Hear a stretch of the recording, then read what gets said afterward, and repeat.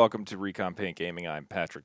Today we're going to be unboxing, reviewing, and explaining everything that comes with the Battle of Yavin pack. So let's go over the contents and unbox this thing, and then let's also get started on how you can start playing and what you can do with this pack.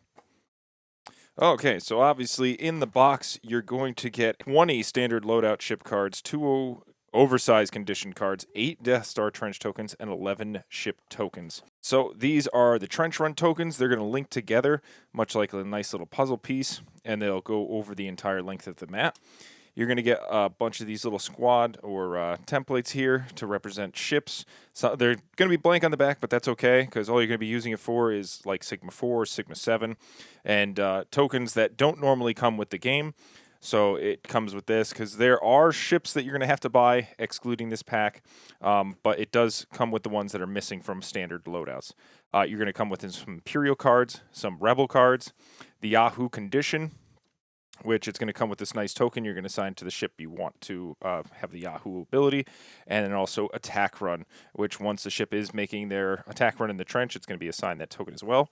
And the instructions, which you're going to notice there is not much to them.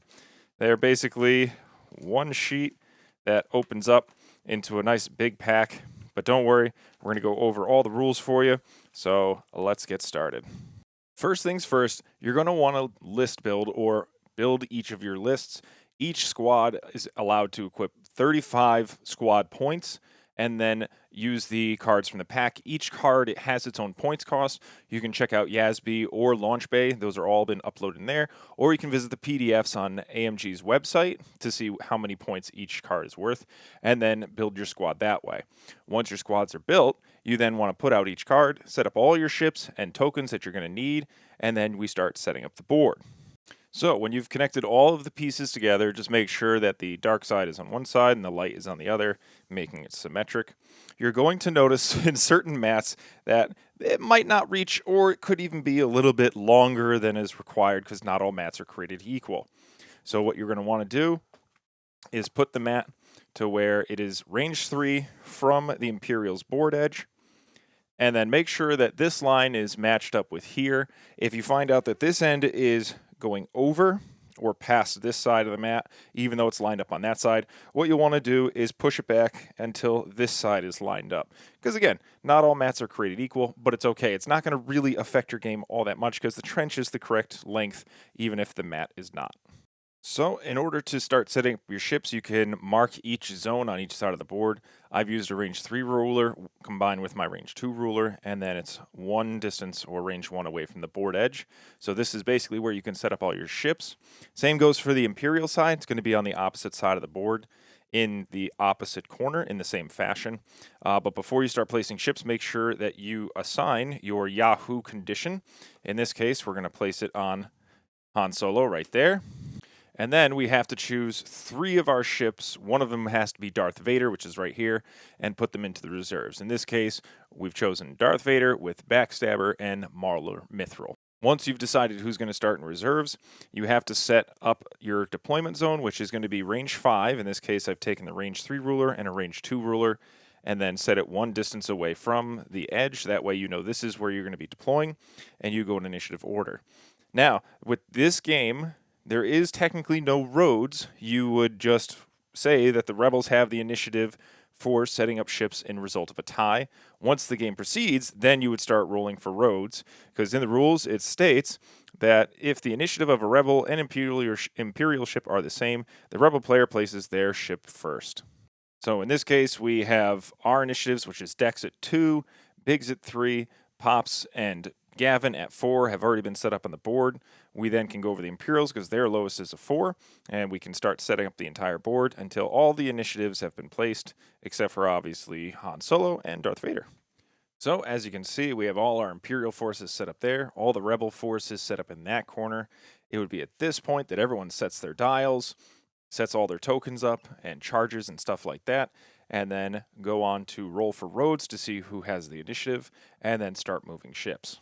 So it's at this point we're going to go over each trigger or certain events in the game that you're going to need to pay attention to, or exactly know how to interact with the game. because at this point the Imperials are there to destroy the rebels, but the rebels actually have a certain task that they need to complete. They need to get into the trench and blow up the Death Star, and there's only specific ways that they can do that. And then also you're going to have Vader coming on during a certain point in the game, and also Han coming on at a certain point in the game because they're still in reserves.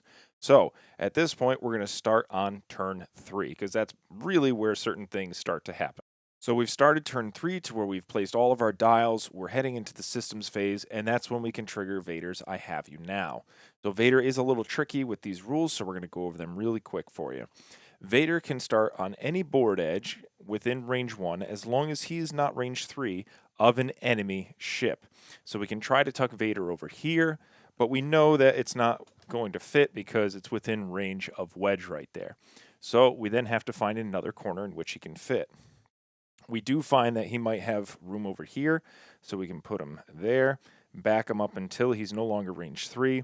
We know that he's range 1 of the board edge, and then, if you remember, he also has 2 wingmen, Mauler Mithril and Backstabber. Now, they don't have the same rules as Vader, but they still have rules nonetheless. They have to set up within range 1 of Vader and range 1 of any board edge. They don't have to be the same board edge either. So as long as this guy is range 1 of this board edge and Backstabber's range 1 here, and they're also range 1 of Vader, they can't also be range 1 of an enemy ship, but that kind of goes without saying. If Vader can't be range 1 to 3 of an enemy ship, I'm not going to think of a scenario to where that might not happen, but these guys can fit in the corner right here. We've got plenty of space, range 3 of Biggs, and now we can start. With them coming on the table as they each are assigned a stress token, and then you set their dials accordingly. So you already know where everybody is.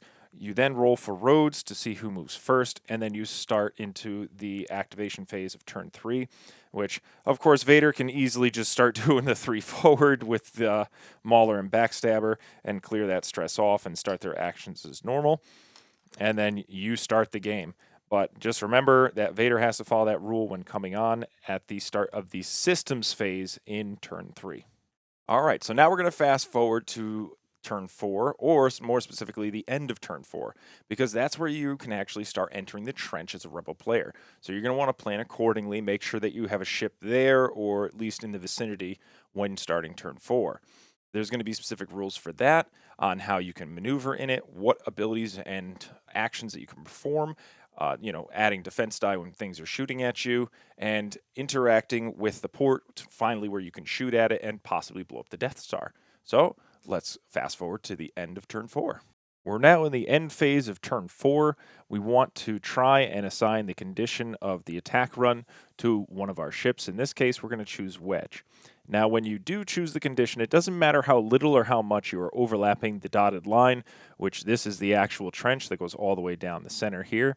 As long as a part of your ship is overlapping it, you can then assign that condition and start your attack run. Once that happens, you then actually set your ship within the trench.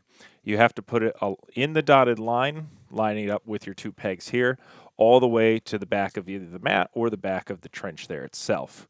If for some reason there is an enemy ship there, which let's hope it's not, but if it is, you would then assign the ship as close as you could or as far away from the port as you can until it's flush with either the ship or whatever's obstructing it as well.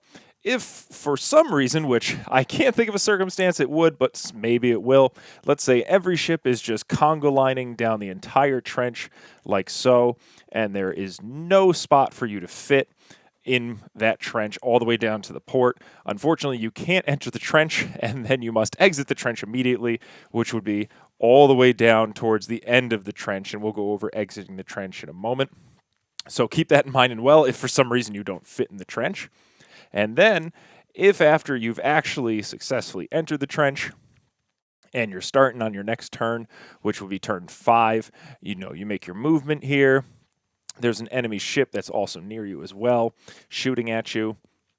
Once you are assigned the attack run condition and you are now in the trench, you do get certain bonuses and certain negative effects as well. So while you're in the trench and being shot at from a ship that is not in the trench, meaning it's not overlapping the dotted line here, you get an extra defense die to your defense. So in this case, if we're shooting at range 2 here, Wedge will get 3 dice rather than just the 2. If an enemy ship is overlapping the trench and shooting at you, then you do not get the bonus of the defense die. Rather, you would just roll your normal defense. You also get to only shoot at initiative 0, or that's how you engage. You can still shoot at ships outside of the trench, but even though Wedge is initiative 5, you would be engaging at initiative 0. You're also only allowed to do straight maneuvers while in the trench. You can perform boost maneuvers, but again, only straight maneuvers. You also can't perform barrel rolls, and if you try to do anything other than a straight maneuver, you'll then just do a 2 white straight instead and stay in the trench. I also want to make the note that bumping rules are also going to apply just the same. So if Wedge executes a maneuver and hits into one of his own ships or an enemy ship, the bumping rule still applies. You don't, go past them. You still can perform your focus and take a stress. If it's an enemy ship, you still take damage if it's your own ship. So also be careful. Try to make sure the lane is clear for your own pilot to make the run. And if you're the enemy, you kind of want to muck it up so the rebel player can't make it all the way down. And if for any reason there is something that causes you to exit the trench, you then have to exit the trench all the way at the back of the trench. Okay, for exiting the trench, and again, it doesn't matter if you're, here or here. If for some reason you have exited the trench, or even if, Wedge flies off the table, in order to exit the trench, you would take the 1 hard turn, and you'll notice this faint black line here. That's basically where you would need to measure in order to shoot at the trench. You would take the 1 hard, put it next to it, and then you can exit out in this sort of fashion. You can do it on either side as well. It doesn't have to be one. If for some reason you can't be placed there because there's some Imperial ships on either side, like so, and you try to place the 1 hard turn and it doesn't fit, you are now considered destroyed. You couldn't get out of the trench fast enough and you crashed against the wall. You then are removed from the game and are considered destroyed. All right, this is even a cooler part of the game or the scenario. This is where your ship in reserve comes in and you use the Yahoo condition card. In this case, we're using Han. He comes on the board. You assign him a focus and a strain token, but he can't be range 1 of any enemy ship. He has to be range 2 or more. So when you're placing the ship, make sure it's in an area that it can be used or not bump into a bunch of ships and has some space to fly. And then you can use all the abilities that it can during the shooting phase. But he also shoots at initiative 7 rather than initiative 6 just for this turn. So just like in the movies, he comes in, shouts Yahoo, and shoots at whomever he needs to. A ship that's in the way, a ship that might be shooting at a ship in your trench, or just a ship that, is almost dead and you need to really kill it. Han's going to be able to do some coordinating if it damages the ship as well, so it can allow another ship to either take a focus, especially if Garvin took a target lock, you can then have him take a focus, spend it during the shooting, pass it off to Wedge. You can do a lot of fun things to make sure that ship in the trench survives, especially Biggs' ability with your selflessness, or even if you have Dex in there, and Dex gets an extra defense die while another friendly ship is at range 0 to 1.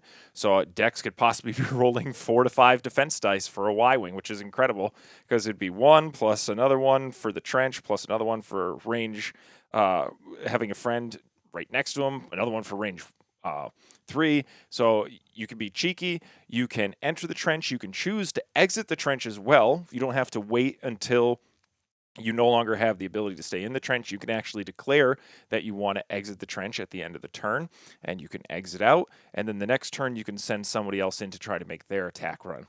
So once, this is very exciting, a lot of things happening, you're then going to finally make it into range to shoot with either a proton torpedo or an advanced proton torpedo. That is the only way to blow up the Death Star.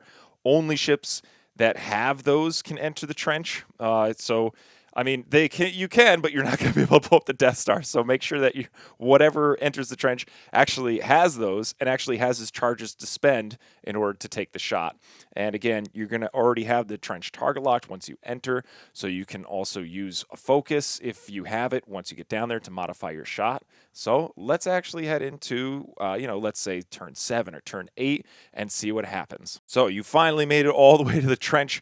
Baby Luke is down to 2 health. Everything is already fired. He has one final shot. You measure, you finally have range, and again, you're going to measure to this faint black line that you can see right here to see if you have range, in which Luke does. In order to blow up the Death Star, you have to use the proton torpedo or the advanced proton torpedo. In this case, we have the proton torpedo. You then attack the trench at initiative 0. You have to score 2 critical hits in order to blow up the Death Star. So when you roll with the protons, for example, you do get to change 1 hit to a crit automatically because of the card's ability. You then get another ability because you have the force. If you rolled a focus result, you can spend 2 force in order to change a focus to a critical. Or if you, spend your target lock, you can re-roll all of your hits and misses and also your focus if you're not, happen to be a force user, to try and score more critical results. Wedge has a Deadeye ability, which allows him to change a hit to a critical, as well as the Proton's ability to change to hit to a critical. So there's going to be multiple ways that you can score 2 crits. If you're list building, or if you've already played this game and you actually want to make your own lists rather than the quick build cards that come in the pack, you can start stacking on some abilities that allow you to modify those those dice to criticals as well. Once you score in 2 criticals, that's it. The Death Star is blown up. You then win. The victory is for the Rebels. If at any point there's no Rebels left, the Rebels unfortunately have lost.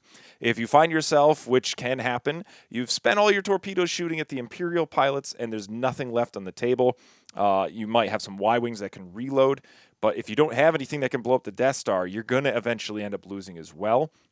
And if you end up making an attack run and shooting and you don't score 2 criticals, unfortunately, you're going to have to exit the trench or allow someone else to enter the trench and see if they can increase your luck or chances of winning. There is also, you can't have more than 1 ship in the trench at a time because there only is 1 attack run ability or token that you can assign to 1 ship at a time. And while you have this condition card assigned to you, there are things that you're going to be able to do and can't do. So you can spend your lock that you have on the port to recover force charges, or you can spend the lock to reroll your attack dice. You cannot boost while you're in there unless it's a 1 straight, and you can't do anything but straight maneuvers. If for some reason you did or tried to, you then gain a strain token and just do a 2 straight forward instead.